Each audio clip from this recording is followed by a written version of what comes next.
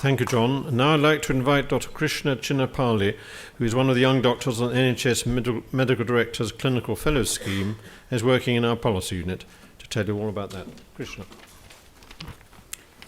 Thank you, President. Firstly, congratulations to everyone here. Jonathan has given you some idea of the varied, rewarding and exciting pursuits that you can go on to do. I would tell you about my own achievements, but unfortunately the speech would be over in a few sentences. So instead, let me talk about what you've done. The MRCP exam is recognized throughout the world. A fellow of the college told me once that on an overseas trip, she had met a doctor in a clinic in a small town. On the clinic sign, after the doctor's name, it said MRCP brackets A. She asked the doctor what the A meant. He said the A was for attempting the examination. He was proud to display his admission letter, confirming that he had turned up to take it.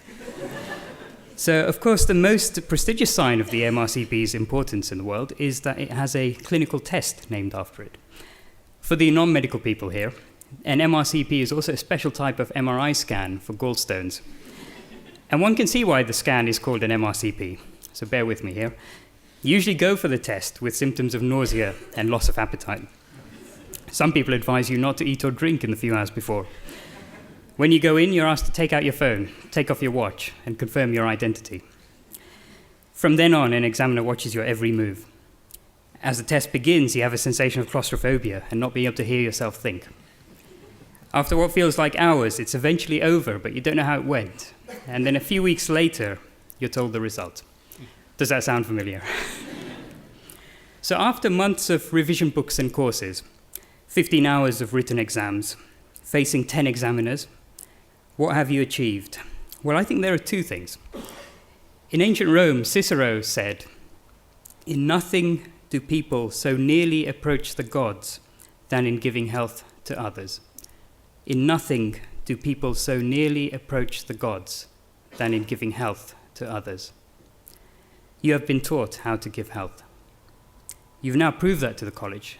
But more importantly, you've proved that to yourself. You'll still be in training, but often you will be the one that others turn to for help. You should be proud that you have the knowledge and the skills to take care of the sick. But remember, there is still more to learn. You should be proud that you are by far the most trusted people in society, and how everyone from every walk of life is thankful that you do the job that you do. Secondly, back in Cicero's time, they spoke the Latin word docere, which means to teach or to show. It's where the word doctor comes from. Up until now, you've been receiving learning. From now on, though, you will be giving out more than you receive. After medical school, you became a doctor. Now you've become a doctor who knows something. Okay? This may be lecturing the next generation of medical students. This may be counseling for those who are sick or afraid. Or this may be advising your other colleagues in wards, clinics, or other hospitals. It's a duty and a joy to be able to do that. So where does this ancient and grand college fit into your work? Well, remember, the exam is not just an exam. It grants you the right to use this college for the rest of your life. And remember that despite our robes, we've all sat where you were sitting, or where you are sitting now. Almost every doctor at this college sees patients, goes on ward rounds, does clinics, and tries to do what you do. That is to give health. The college is just another means towards the same goal. So as a trainee, you can join the Trainees Committee, which Jonathan chairs, or other committees for a wider view of healthcare and where it is heading. You can help with the development of national clinical guidelines, including those by NICE. You can enroll for qualifications in medical education, and then use them. You can write for our journal. You can talk about your specialty to foundation year doctors at our Careers Day.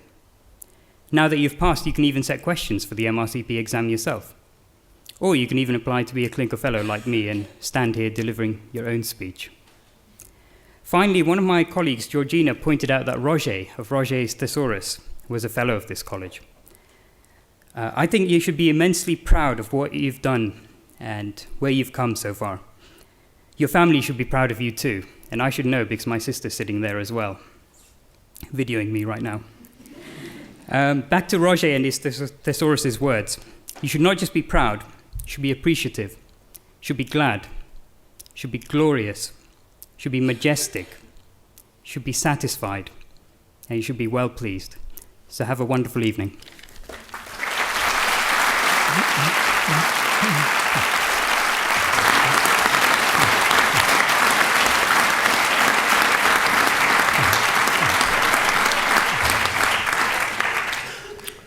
We now come to the presentation of the diplomas, and I'll ask Dr. Patrick Cadogan, our registrar, to introduce the new members.